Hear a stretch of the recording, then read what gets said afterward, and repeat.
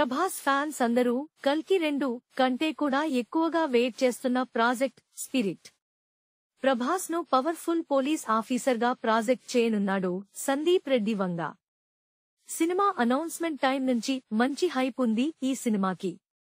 ఇక సినిమాలో హీరోయిన్ గా దీపిక పడుకునను తప్పించడం, ఆమె స్థానంలో తృప్తిని తీసుకోవడం వంటివి సినిమాని అనునిత్యం వార్తల్లో ఉండేలా చేసింది. అయితే కొన్ని రోజులుగా స్పిరిట్ సినిమాలో చిరంజీవి నటించనున్నారనే వార్త హల్చల్ చేస్తుంది. అది కూడా ప్రభాస్ తండ్రి పాత్రలో అని ప్రభాస్ ఫ్యాన్ పేజెస్ నుంచి మొదలైన వార్త మీమ్ పేజీల వరకు పాకింది. ఆ వార్తలో నిజమెంత అనేది మెగా కాంపౌండ్ లో చెక్ చేయగా అసలు అలాంటి డిస్కషన్ కూడా జరగలేదని తెలిసింది.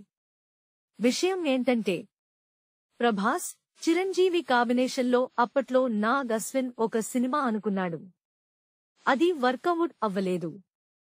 అది కూడా తండ్రి కొడుకులుగా కాదు, ఒక డిఫరెంట్ థీమ్ తో. మరి ఇప్పుడు ఈ స్పిరిట్ కాంబినేషన్ న్యూస్ ఎందుకు వైరల్ అవుతుంది అనే విషయం అర్థం కావడం లేదు. ఇకపోతే చిరంజీవి కూడా మరో హీరో సినిమాలో ఇప్పుడప్పుడే తండ్రి పాత్రలో కనిపించడానికి రెడీగా లేరు.